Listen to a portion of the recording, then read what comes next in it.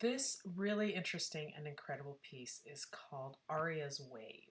And this piece is made entirely out of seed beads.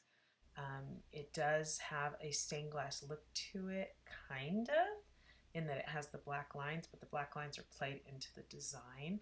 And this piece was actually designed after the fountain in front of the Aria Hotel in Las Vegas. And this fountain has different ways of working. It's not a regular fountain. And I studied it, I took tons of pictures, I overlaid the patterns, and I created this black and white abstract using the patterns created by the water on the granite wall.